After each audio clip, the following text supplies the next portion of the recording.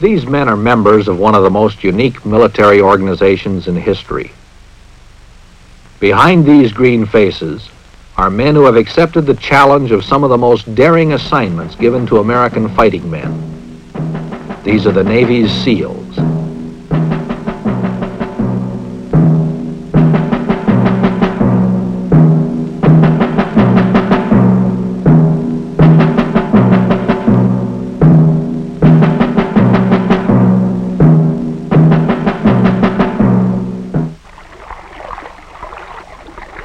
SEAL teams were organized at the suggestion of President John Kennedy, who realized that it would take special operations to win special kinds of war.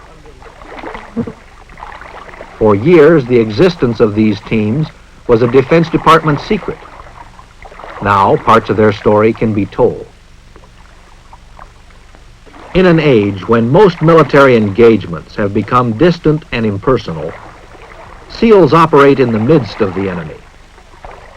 Their purpose is to disrupt his supply lines, choke his communications, learn his secrets. If you really want some exciting work, come to SEAL team, and you'll be involved in it.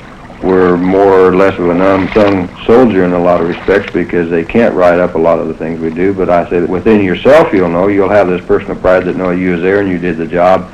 After the war, they'll probably write about it. But if you're in here for just getting the Bronze Star and your name on the front page, no, you won't, because they don't put our name on the front page. Well, you'll know within yourself, you'll know what your buddies have done, you'll know our record, and you'll know what a great unit we are. You'll be there.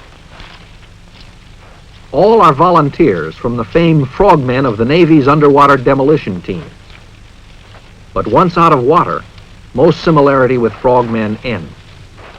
We are basically an intelligence gathering unit. We gather every bit of information that's possible, whether it be a small piece of paper with some Vietnamese writing on it, or trails, boat traffic, anything that might be of real significant value to your intelligence officer when you get back.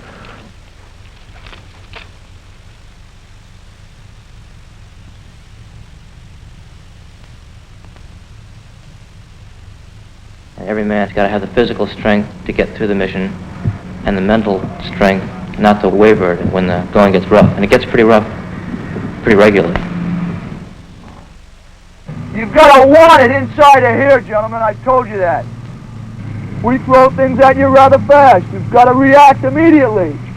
Because later on, if you don't react immediately, you will be a casualty. And you're doing us no good. We have to put you in an old pine box because you didn't use your noodle.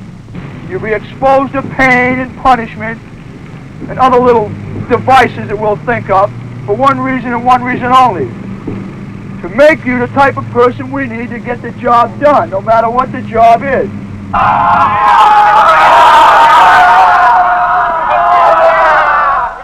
These men are preparing for the grim reality of a personal war. Counter-guerrilla jungle fighting and rugged hand-to-hand combat lies ahead. For this, they must stay in prime physical condition. Those who can't take it would be a liability in combat. In UDT training, they very definitely push you to your limits. In fact, beyond what you thought was your limit. It's an eye-opener. It was an eye-opener for me, and I'm sure it was for most people. What training does for us is it gives us a stamina. Teaches us to know ourselves. To know that we could, if we had to, run for 3 hours, 18 miles. Know we could move across 600 meters of mud on our stomachs and be ready to fight when we get there. It's not a breeze, but I think it's more of a mental problem than it is physical. I mean, if it's a normal, average, athletic type person that has nothing physically wrong with him, then it's all up to him. If he wants UDT bad enough, he can endure the runs. They don't punish you to where you can't walk again, or you don't have to swim so far that you're going to cramp up and drown. Get up. Straighten your legs, Adams. Lock your knees. You can get a great deal of confidence out of some of those obstacles over there. Physical training, certainly. You work different parts of the body on different obstacles. You work coordination, as a matter of fact, and a great deal of confidence in yourself. Family, oh, the Frog family is the best family that ever came over across the sea. There's a highland frog and a lowland frog, a Rotterdam frog. It's just that, well, I want UDT, and I can do all these things. And then you get a positive attitude about the training, and there's nothing they can do to make you quit. You can endure all the extra push-ups and the instructors hollering at you, and just take it with a grain of salt and just say, well, that's part of the program. Always think ahead. Well, in another hour, this problem's going to be over, and I'll be back in the barracks in a hot shower and a hot meal. The temperature in the shade is 193. There isn't any water and there isn't any grass. All there is cactus and it sticks you in the glorious, glorious 1 gig of beer for the 4 of us, singing glory be to God that there are no more of us, for one of us could drink it all alone, damn near. Hoo-yah! Hoo-yah! Hoo-yah! Hoo-yah! Hoo-yah! Hoo-yah! Hoo-yah! Hoo-yah! Hoo-yah! Gamma! Hoo-yah! Gamma! Hoo-yah! Gamma! Hoo-yah!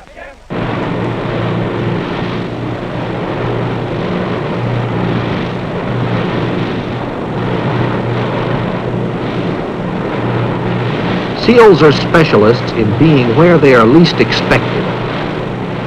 Getting to the job may mean jumping out of a boat, a helicopter, or an airplane. You have to want this type duty in order to survive this training. Some people, I suppose, want to prove something to themselves. Some people, maybe they want to prove something to somebody else. I think it's a psychological aspect, the hardship while you're doing all this. In other words, you think about things a little bit differently. You start realizing that probably one of the greatest things you ever had was just sitting in a warm room with a cup of coffee. You just don't know how much you can appreciate something like that. It prepares you well for when you go in combat. You learn that a little rain's not going to hurt you, a little mud's not going to hurt you. You don't like it, but you learn that you can live with it.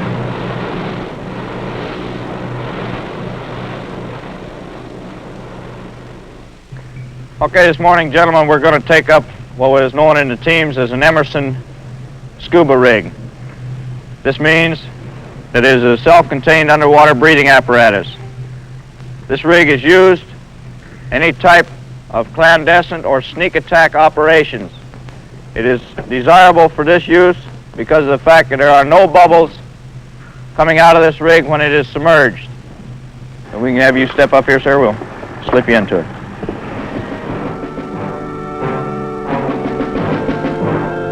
SEALs must be able to turn off physical discomfort, but their minds must be in top working order.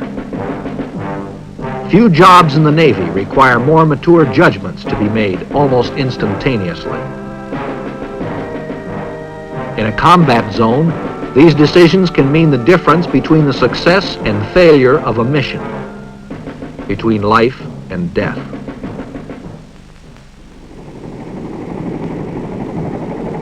Our type of training now, of course, it includes diving and demolition work and parachuting and very extensive weapon training and tactics training, so our people are well qualified, or maybe even the most qualified troop there is.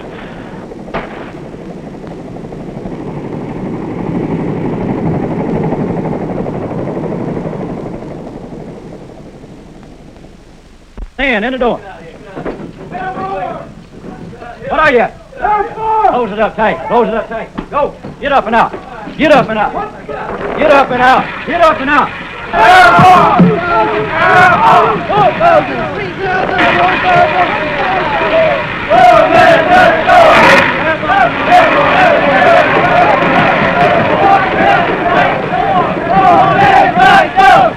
When you put that chute on, your stomach starts getting hard. Your first jump especially. When they say hook up, check static line, check your equipment. The word comes to stand on the door, and I was scared. It was a thrill. It was challenging. It's not everybody that'll get up and jump out of a perfectly good plane. Why, I don't know. Every SEAL is trained in parachuting. Floating down from the sky is a good way of getting to a patrol area unannounced. SEALs learn jump techniques with Army paratroops at Fort Benning, Georgia. Bullet deep one. He's coming down like a feather. What is he? All right, get on your feet. Jump on arm 4, prepare for enormous lift to your front. To your front 4. Your other front 4. Drop 4. Jumper on arm 3, prepare for enormous lift to your... You get to the door and you leave. It's one motion as opposed to being there for a couple of minutes. You exit, you can feel the chute coming out of the bag off my back, the pack. Then as the prop blast hits the chute, you can really feel the tug. You look up if your risers aren't crossed. If they're crossed, you've got to uncross them by pulling them apart. The harness, which is uncomfortable, as anything can be when you're wearing it on the ground, is like a chair in the sky, and you just float down. Canopy! Check! Canopy! Check! Canopy! Check! Canopy! Check! Once you leave the door and you're out in the air, then it's the greatest thing in the world, because you know you've done it, you know that you didn't have to be pushed out the door, you did this thing on your own. You're still apprehensive every jump, because those thoughts always run through my mind. What am I doing up in this airplane? Why do I want to jump out of this airplane when I know it's going to land? But then once it's time to hook up and go, then it's just, hell, I love it. As you approach the ground, normally there's a man in a bullhorn saying, take a prepare to land attitude. Grab your risers, take a slip into the wind so you're trying to stand still.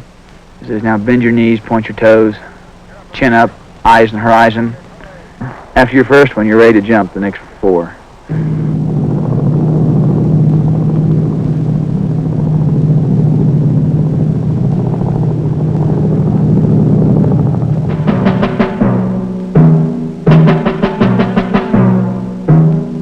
The SEALs call this halo, high altitude, low opening. For SEALs, a means of silent entry to the enemy's territory.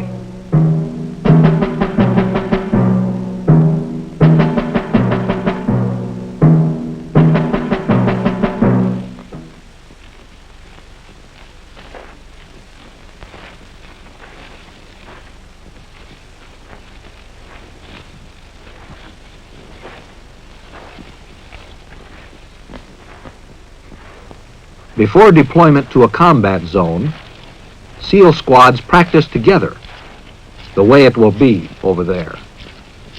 You never say anything on patrol. From the time you leave that boat, or the helicopter, or however you're getting inserted, to the time you get back, you don't even open your mouth. We teach them hand and arm signals in cadre training. It doesn't make any difference what type of signal you do use, as long as everybody knows it. To bring back information that will help reveal the enemy's story, SEALs must be alert every minute. An intelligence officer can do so much more with little facts than you have any idea of. If he can find out, for instance, that there is large amounts of rice being moved down a river, then he knows there are either people down there needing food or that there will be people down there soon. When he adds this to other bits of information he's found out, well, a pattern of enemy activity begins to develop.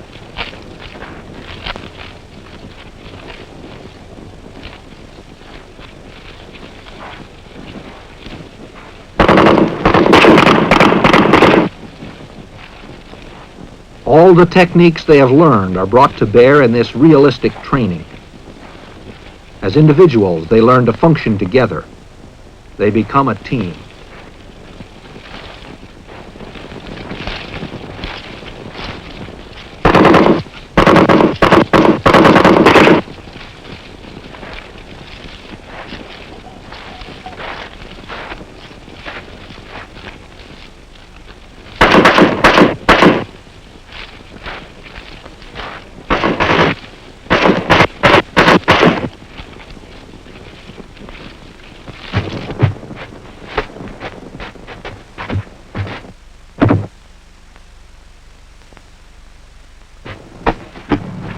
Well, there's a certain amount of romance to it, a certain amount of glamour to being a member of what we consider, without question, the best troops that the country has.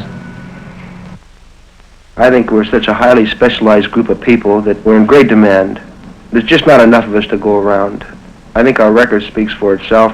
70 or 80 Bronze Stars and numerous Purple Hearts and Silver Stars, a couple of those, and Legion of Merits, and the awards have been just numerous.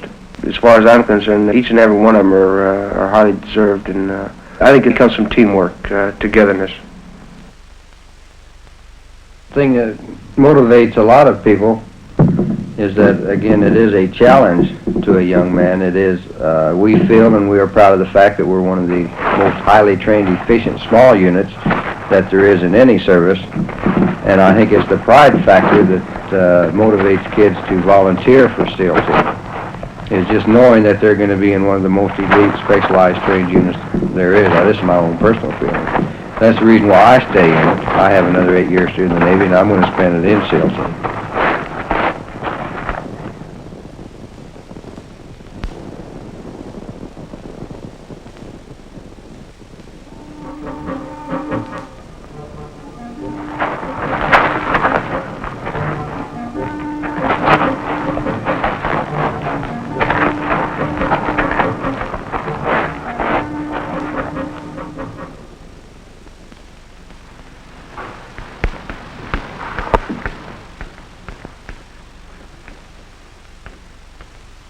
Working on the land, in other lands, means using another language.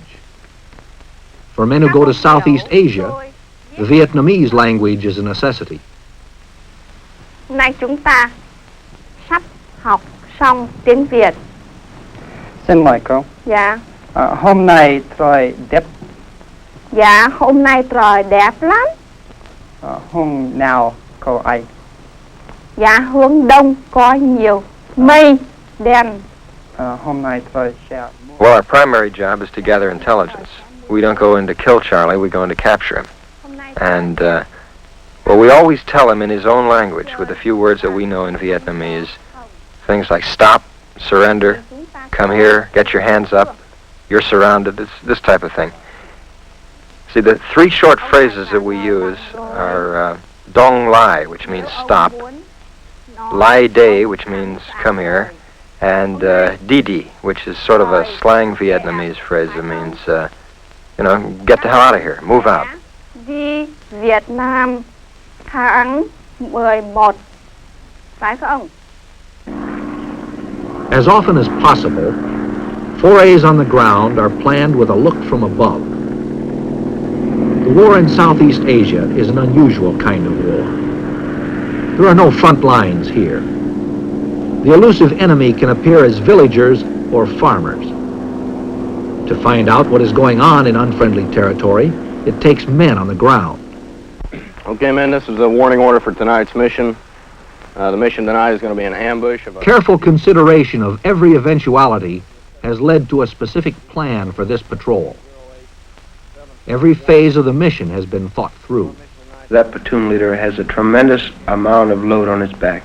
A lot of people think, well, the squad leader, he's just a man that gives the orders. But while everybody else is sitting around shooting the bull, and that man's getting the mission order, he's got 4 or 5 hours of work to do. He's got to coordinate everything, his artillery, his airstrikes, what kind of support is he going to have available? He gets it all set up. He works 4 or 5 hours before the people even get the word on it, just on as a warning order. The one primary danger area which we know about is this bridge. You can see what it looks like here. It's just a wooden bridge, hard top. And our actions at this danger area will be as follows. We will come to this point. We'll be patrolling down here on our file. We will stop short of the bridge.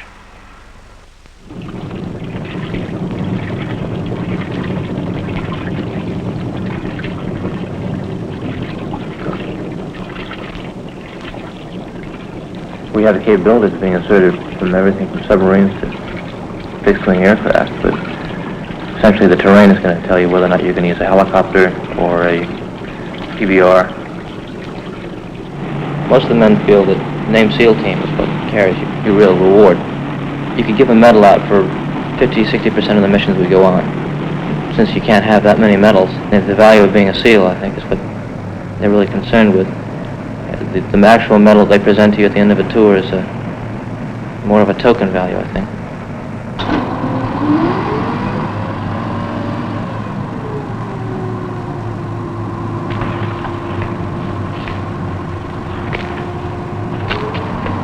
If you don't have the element of surprise, you're lost. You won't come out of the mission. You have to have the element of surprise all the time. As soon as you're compromised, as soon as they know you're there, you're in trouble, and you have to be on the way out. If you've got a long way to go in a particularly hostile area, you won't make it out.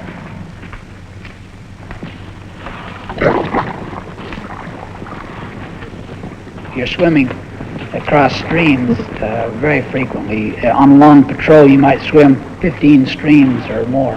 It's not unusual at all. And these will range anywhere from a few feet to maybe 50 yards. This is carrying all of your weapons and ammunition, and it can become somewhat of a trouble, especially for radioman or machine gunner. But there's quite a few guys that like the element of danger, the element of surprise. In fact, the only thing that really limits us is the imagination on the part of the people that assign us targets. The philosophy I use is there isn't an impossible mission, really.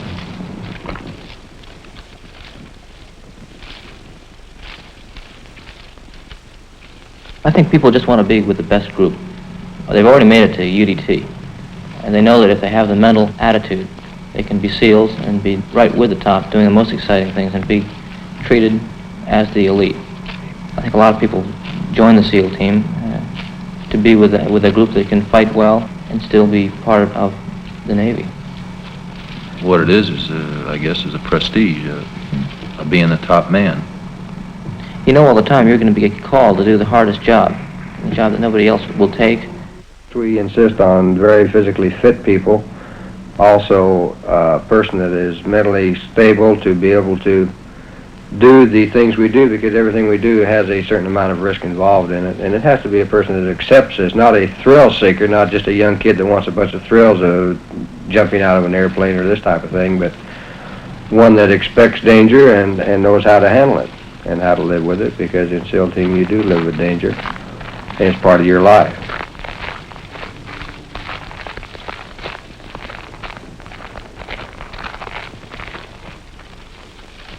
In Vietnam, SEALs have learned that prisoners are a good source of information on the enemy's situation and intentions.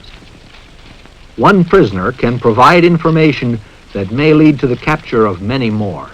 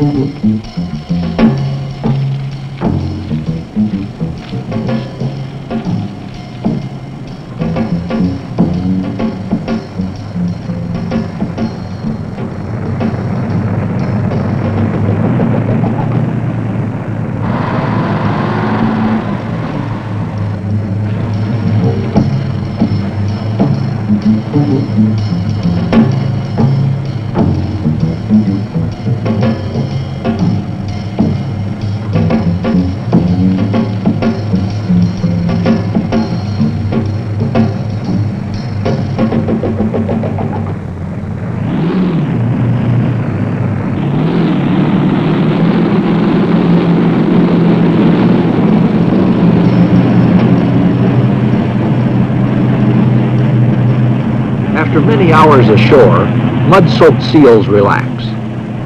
New information will be pieced together with existing intelligence, the pattern of enemy activity brought up to date.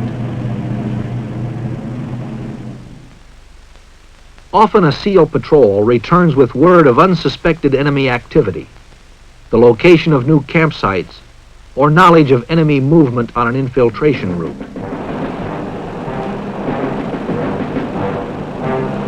Troops are alerted.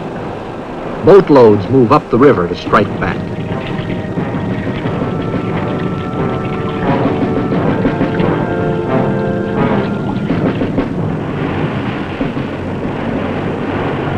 Armed Navy patrol boats and gunship helicopters answer the challenge.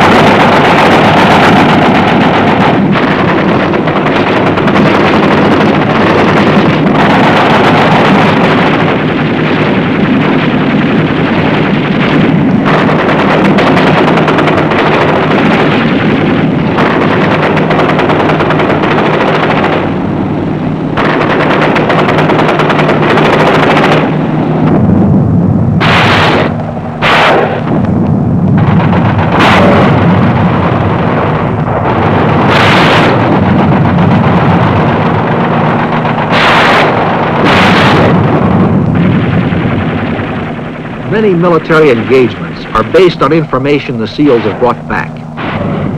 Continuing the tradition of bold men who go behind the enemy's lines, SEALs work, as they say, in Charlie's backyard. Their success depends on their being where they are not expected.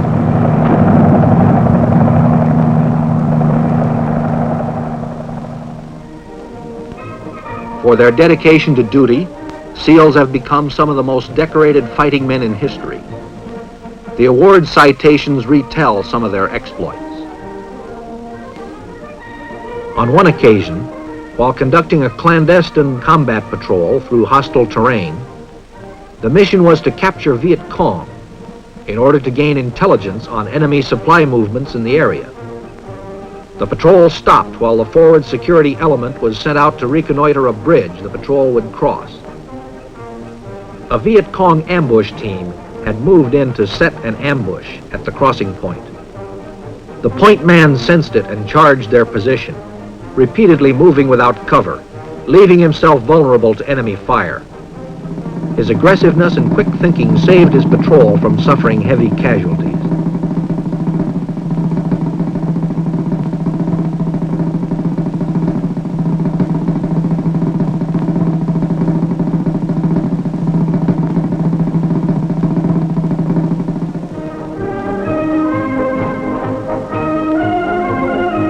Ribbons and medals represent the accomplishment of exceptional deeds.